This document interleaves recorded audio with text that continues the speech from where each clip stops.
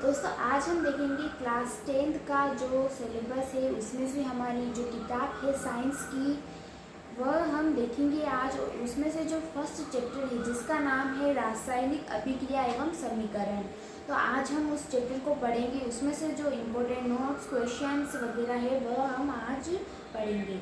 तो पहला हमारा जो इसमें नोट्स का क्वेश्चन है वह है हमारा रासायनिक अभिक्रिया के दो मुख्य भाग क्या है। तो इसका जो आंसर होगा वह होगा अभिकारक व उत्पाद। तो दूसरा क्वेश्चन है हमारा रासायनिक समीकरण किसे कहते हैं।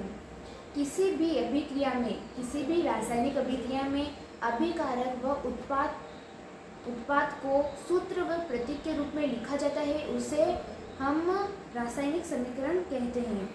तीसरा क्वेश्चन है हमारा कंकाली समीकरण किसे कहते हैं। कंकाली समीकरण को एक और नाम से जाना जाता है जिसे कहते हैं असंतुलित समीकरण।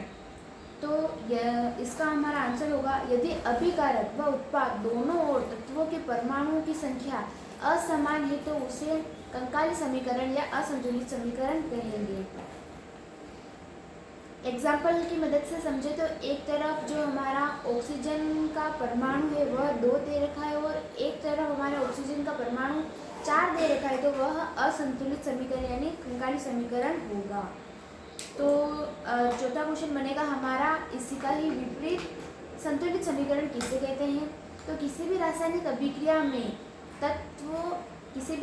अभिक्रिया में उत्पाद व अभिकारक दोनों ओर तत्वों के परमाणुओं की संख्या समान हो तो उसे हम संतुलित समीकरण कहेंगे।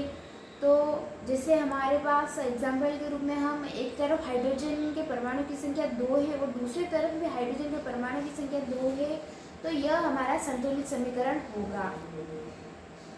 तो इसका अब एक और क्वेश्चन बनेगा कि रासायनिक समीकरण को संतुलित करने वाली विधि को क्या कहते हैं। ये एग्जाम के MCQs या 1-2 नंबर में हमें पूछा जाता है, तो इसे कहेंगे हीट एंड ट्रायल विधि। चौथा क्वेश्चन है हमारा अपचयन व उपचयन किसे कहते हैं। तो उपचयन वह रासायनिक अभिक्रिया है जिसमें कि ऑक्सीजन में वृद्धि होती है और हाइड्रोजन में कमी होती है, और अपचयन इसका ही विपरीत होगा जिसमें कि ऑक्सीजन में कमी व हाइड्रोजन में वृद्धि होगी। और एक और क्वेश्चन है हमारा रिडॉक्स अभिक्रिया किसे कहते हैं।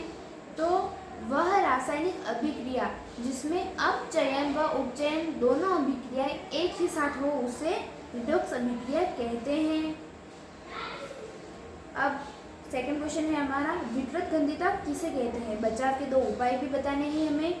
तो वसा या तेलीय खाद्य सामग्री जब O2 यानी ऑक्सीजन के संपर्क में आती है तो उसके स्वाद व गंध में परिवर्तन हो जाता है, इसे ही विकृत गंधिता कहते हैं। इसके बचाव के हमारे 2 उपाय है, या तो हमें चीज़ को किसी भी खाने वाली चीज़ है उसे वायुरोधी बर्तनों में रखना चाहिए जिसमें कि वायु प्रवेश ना करे, और इसका दूसरा है पॉइंट कि हमें चिप्स की जो थैली आती है उसमें ऑक्सीजन की जगह हमें नाइट्रोजन भरनी चाहिए ताकि उसके स्वाद और गंध में परिवर्तन ना हो और वह चीज़ खराब हमारी ना हो।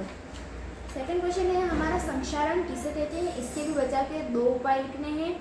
तो जब धातुएं लंबे समय तक नमी आर्द्रता वायु के संपर्क में आती है तो लोहे पर भूरी परत, कॉपर पर हरी परत और चांदी पर काली परत चढ़ जाती है।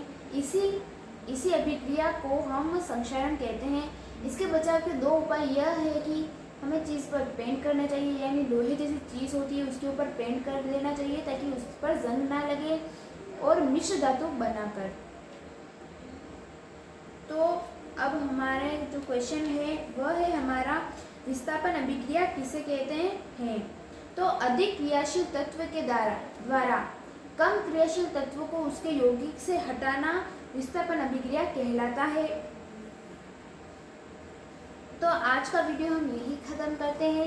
मिलते हैं नए YouTube के नए चैप्टर नए वीडियो में, तब तक के लिए बाय।